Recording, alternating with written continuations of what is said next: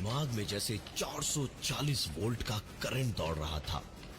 उसने गाड़ी तुरंत रिवर्स की और भगा दी दूसरे रास्ते की ओर, लेकिन कोई फायदा नहीं था। चाचा बैसाखियों और एक टांग से भी किसी घोड़े की तरह दौड़ते हुए गाड़ी के बिल्कुल करीब थे और पवन से चिल्लाकर बोल रहे थे, अरे आओ आओ ना, आओ आओ बिठाओ हमें गाड़ी में, छोड़ दो वहां आगे तक। आओ आओ आओ, पुण्य कमा लो थोड़ा बुढ़े आदमी की मदद करके। आओ। इतना कहना भर था उसका कि पवन अपनी नींद से जागा। दरअसल पवन अभी एक सपना देख रहा था। पवन के ऐसे नींद से जागने की आवाज से रोहित भी जाग चुका था। रोहित उसका रूममेट था। उठकर उसने तुरंत बोला, अरे क्या हुआ पवन, तू ठीक तो है? पवन ने माथे का पसीना पोंछा।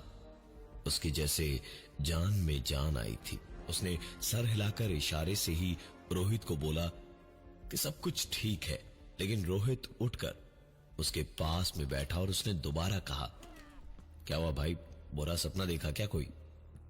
पवन ने हाँ कहा तो रोहित ने उससे कहा कि ऐसे रात रात भर काम करने की वजह से उसका दिमाग खराब हो गया है। रोहित ने पवन से कहा कि इतनी रात में अच्छे मौसम में ड्राइव पे जाएंगे तो मूड बेहतर हो जाएगा। पवन को भी नींद तो अब आने से रही, वो भी तुरंत मान गया। दोनों ने कपड़े बिना बदले ही गाड़ी की चाबी उठाई और ड्राइव पर निकल पड़े। नवंबर का महीना था, बढ़िया सा मौसम था, रात का वक्त और ठंडी ठंडी हवा।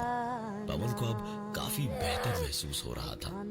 दोनों ने हाईवे पर एक जगह रुककर चाय पी और थोड़ा बहुत खाया पिया और फिर वापस घर की ओर निकले तो गाड़ी में पवन ने रेडियो ऑन कर दिया। पवन गाड़ी चलाता हुआ और रोहित साथ में बैठे बैठे गाने के साथ साथ गुनगुनाते हुए अपना सफर आगे की ओर बढ़ा ही रहे थे जब अचानक पवन ने कार की ब्रेक्स लगाई और सामने कोने में देखने लगा।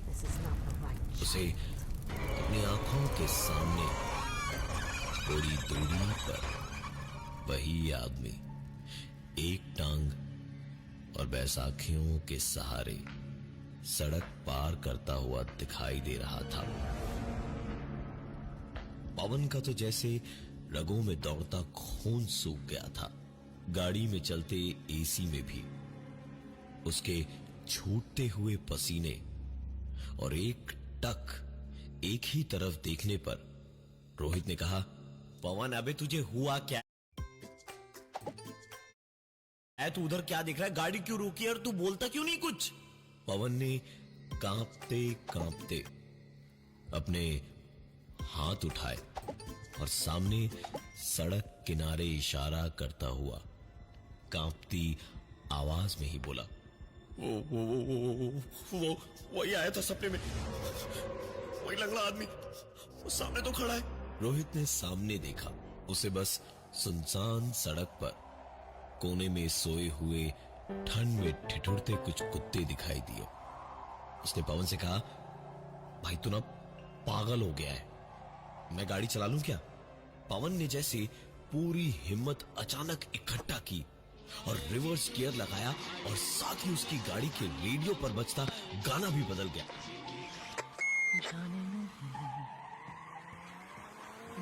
पवन ने रिवर्स में ही गाड़ी दौड़ाई और उसी रियर व्यू मिरर में दिख रहा था कि कैसे वो आदमी इस बार सचमुच उसके सपने की ही तरह बैसाखियों और एक टांग पर दौड़ता हुआ गाड़ी के सामने आ रहा था और चिल्ला रहा था, अरे आओ आओ आओ, रोको रोको गाड़ी, बिठा के छोड़ोगे नहीं हमको?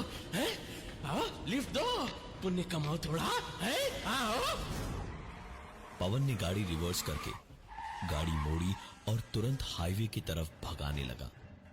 रोहित गाड़ी में बैठे बैठे ऐसे अचानक पागलों जैसी पवन की हरकतें देखकर भड़क गया और उस पर चिल्लाया, बे पवन, तू पागल हो गया क्या? ये क्या कर रहा है? गाड़ी इतनी स्पीड में क्यों चला रहा है तू?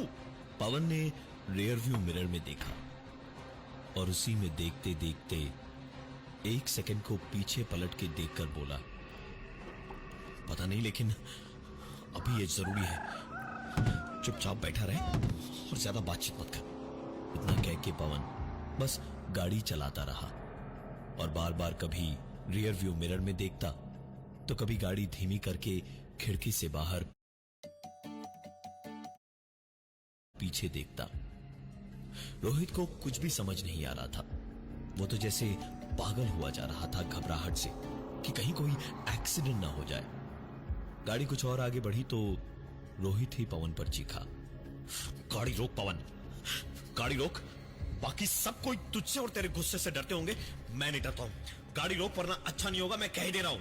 पवन ने एक पल को पलट के रोहित को देखा और फिर जैसे बेहोशी से जागकर उसने ब्रेक्स मारे थे।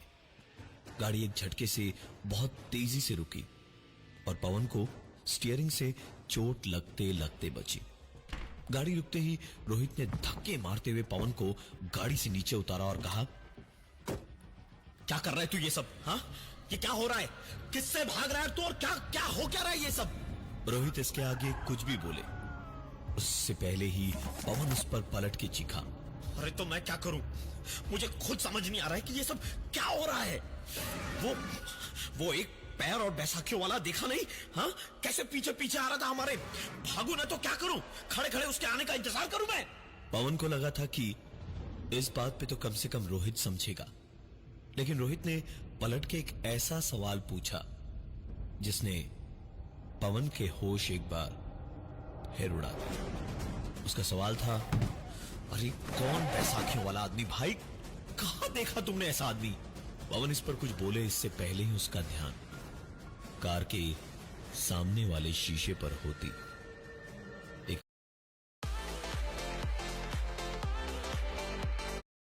आवाज पर गई।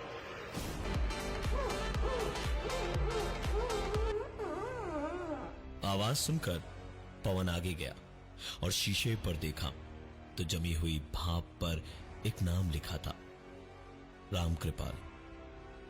और उस नाम को अपनी आंखों से जितनी देर में पढ़ पाता पवन, उससे पहले ही एक आवाज उसके कानों में आई, कुछ याद आया पवन बाबू?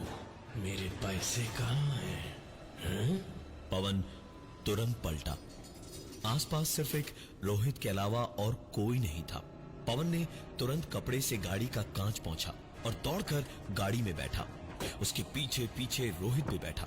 गाड़ी स्टार्ट करके पवन ने कार को जितनी हो सकती है उतनी तेजी से दौड़ाया और सीधे घर पहुंचते ही उसने अपने कमरे में दन फाइल्स निकाल के देखनी शुरू की और देखते देखते फाइल्स का अंबार सा लग गया। आखिरकार एक फाइल मिली जिसे अपने हाथों में लेकर देखते ही पवन ने अपना माथा पीट लिया।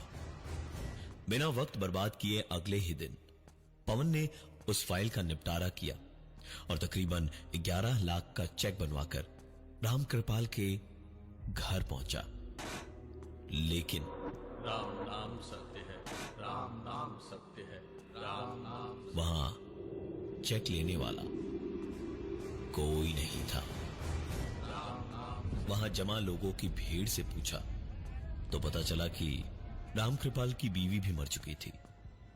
पवन अब वो चेक देता भी तो किसे देता? खुद तो रखने का सवाल ही नहीं था। राम कृपाल का एक ही बेटा था जो गांव में फैली बीमारी का शिकार होकर मारा गया। सब कुछ बेच बिचाकर गांव से जब शहर में आया तो पढ़ा लिखा तो ज्यादा था नहीं।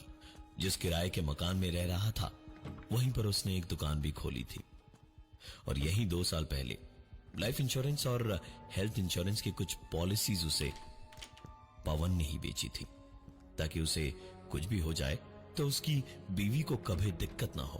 पवन ने पॉलिसी बेचते हुए कहा था, चाचा ले लो पॉलिसी, तुम्हारी भलाई के बहाने हम बच्चे थोड़ा पुण्य कमा लेंगे। कुछ ही दिन पहले एक एक्सीडेंट में उसकी एक टांग कट गई थी, जिसके बाद एक बैसाखी और एक टांग पे इंश्योरेंस कंपनी के चक्कर लगा लगा के थक गया, लेकिन उसे पैसे नहीं मिले। बीमारी में बिना दवा के पहले राम कृपाल मरा और फिर उसकी बीवी। पवन ने फॉर्जरी का काम करके सारे पैसे अपने नाम किए और उसी से अपनी कार का लोन चुकाया। पवन ने खर्च किए हुए 4 लाख रुपए और अपनी जेब से इधर उधर सब कुछ जोड़कर पूरे 11 लाख का चेक बनवाया था। और अब जब कोई उस चेक को लेने वाला ही नहीं था, तो पवन ने सोचा कि पैसों की चोरी से ही तो दिक्कत है ना, मैं ये पैसे भले काम के लिए डोनेट कर देता हूं। उसने तुरंत जाकर एक अनाथालय में चेक जमा कर दिया और मंदिर में प्रसाद चढ़ा के अपने घर आया कि अब शायद बला टल गई है। दिन भर छुट्टी लेकर घर में ही बंद रहा पवन, और 2 दिन बाद उसी अनाथालय से फोन आया और पवन को मिलने के लिए बुलाया। पवन वहां पहुंचा तो अनाथालय के मैनेजर ने साफ साफ कह दिया, देखिए पवन जी, ये चेक हम आपसे ले नहीं सकते। इसका बैकग्राउंड चेक हमने किया तो कोई हिसाब नहीं मिल रहा है आपके अकाउंट का।